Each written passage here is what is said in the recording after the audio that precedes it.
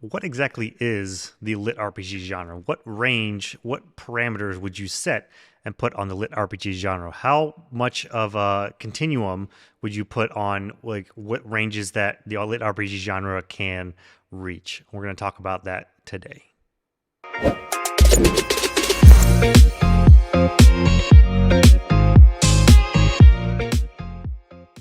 So I got into lit RPG about a year or two ago, and it has really taken over what I listen to as far as books goes. And I did a previous video on it, and it got really popular and got a lot of traction, got a lot of great comments and recommendations. And I've been going from that on more recommendations, and it's just compounding itself to make me listen to it a bit more.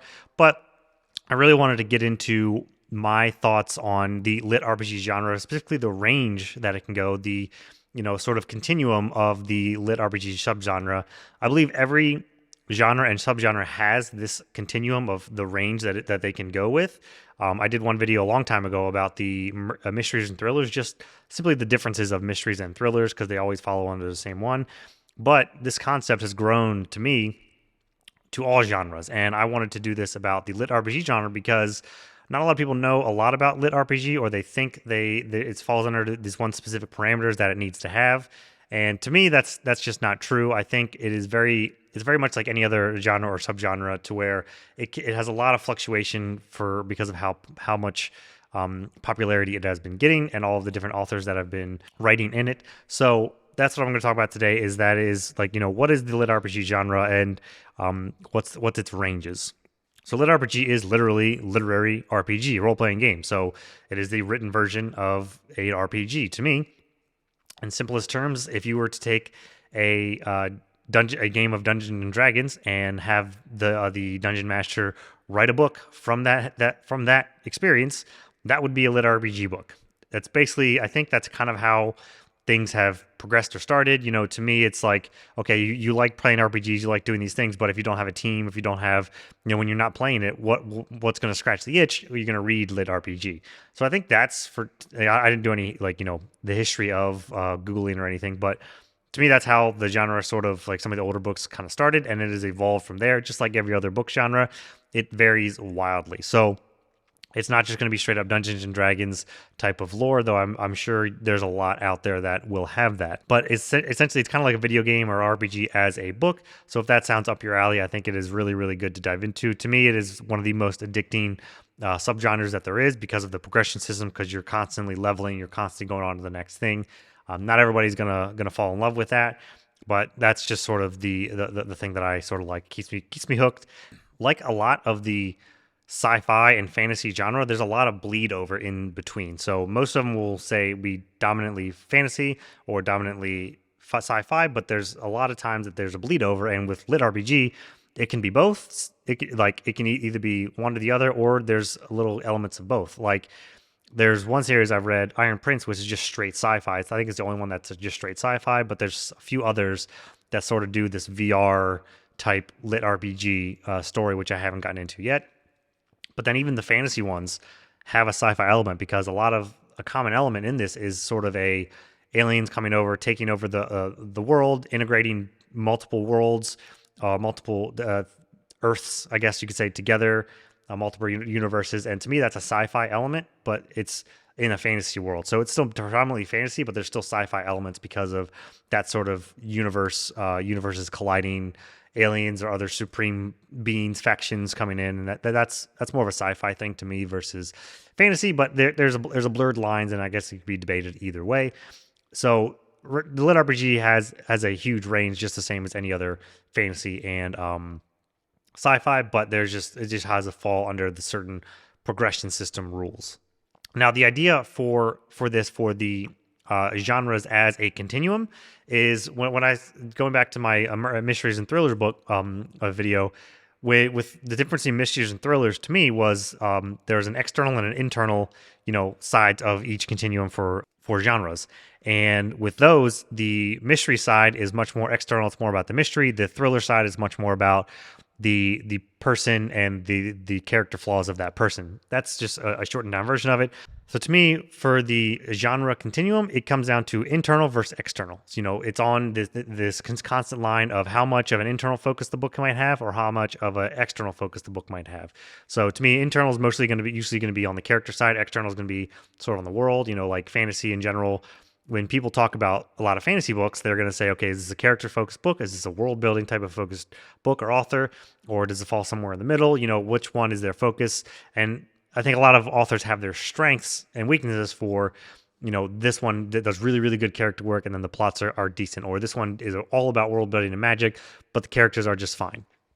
And so I want to do that with LitRPG and its continuum. And to define the LitRPG continuum, it's still the internal and external. So the internal is still going to be the character-focused story. So it's still going to have the character focus of your protagonist, following them, whether it's first person or third person or whatever. But it's how much the author wants to focus on that character's experience and then kind of throw in the LitRPG elements from there.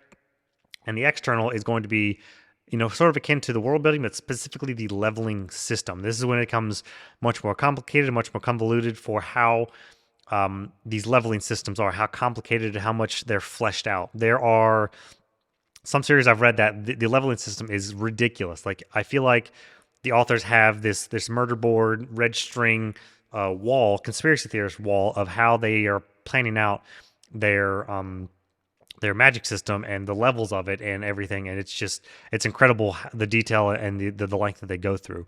But then there's some that it's just like, hey, you're following this character around and hey, they're going to get some levels in this, or they're going to randomly get some levels in this, and that's it. And so I think with that sort of range, it can be open to a lot of people. There will still be the stories that will fall sort of in the middle that have really good leveling and still some really good characters. It's not going to be stand out in either. There might be some flaws or hangups, and you're no matter what, you're probably going to side with one or the other. But there's still some that fall close to in the middle. I think most authors or most people would try to claim that their book they try to fall in the middle, but it just doesn't work that way. There's some that are going to be favored for one side or the other. And so depending on what your style is, what you like, is how do you pick and how do you find the lit RPG that works for you, whether it's the intense leveling or the more character side and just the casual leveling. And a lot of them can be in the description. So the three examples that I'm going to give for the extremes and the sort of in the middle are on the character extreme. It is the Wandering Inn, which I've mentioned in some videos. Wandering Inn, it's really good. There's a lot of extra stuff, a lot of extra character work. There's a lot of side characters that that they throw in every once in a while, and the leveling is it does feel kind of random. They like, usually when they're going about and doing stuff, they're like doing chores or anything, and then they get like an innkeeper level, and it happens overnight when they fall asleep or something like that. So it's not like a prominent leveling system. It's not like they can get abilities, but they're not going to go through these evolutions. There's not different tiers and races, classes, and all different sorts of things that you go through for the leveling. It's just sort of a part of the world, and it's just kind of there. And so that's how the Wandering Inn is. So it's much more character focused, and when you read the description, it's focusing more on the main character, Erin Solstice, and her journey and going into this world and trying to be a part of it. Now, on the opposite side of the spectrum, we have Defiance of the Fall. Now, this is the really complicated, crazy leveling system that I think is kind of remarkable how he made it. And I've been lost several times, and I still have some things that it just gets kind of crazy. And there's later on in the series, some of the leveling just comes to be a bit ridiculous in how he gets there and how like it's just crazy. So, and the character work there, the main character is just kind of there. He's just kind of, he guides the story along. There's not much to him. One of the side characters, Agras, is probably the best character, or there's two side characters that are probably the best characters that are in the whole thing. They're not always present, but when they are, they do add a lot to it. But the main character is just kind of there. He's just kind of vanilla, bland hero, and just like, okay, bam, this guy gets super, super strong, and he goes and beats things.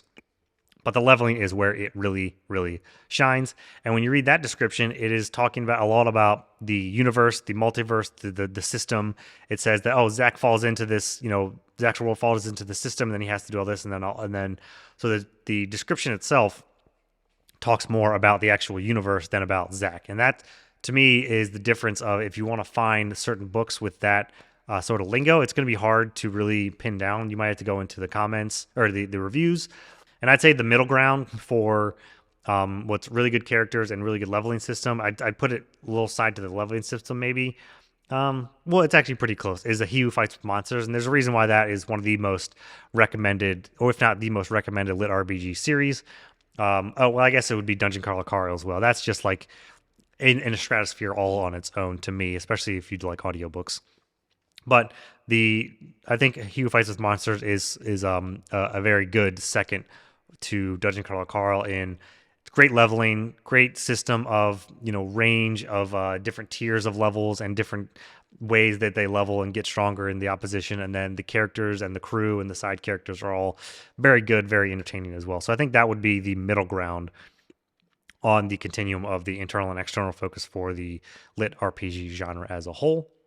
Like literally today, I got Defiance of the Fall book 12 because it just came out recently, and I just finished book 2 in Primal Hunter yesterday.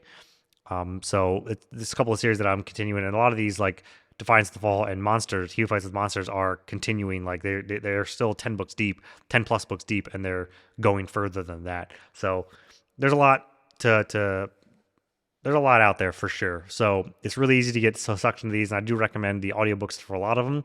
So have you tried Lit RPG yet? What do you think of the genre as a whole? If you have any favorites, let me know. Or have you been thinking about trying it out? And what's your apprehension? What sort of things are you looking for? Maybe we can all chat in the comments and share some of ours down there.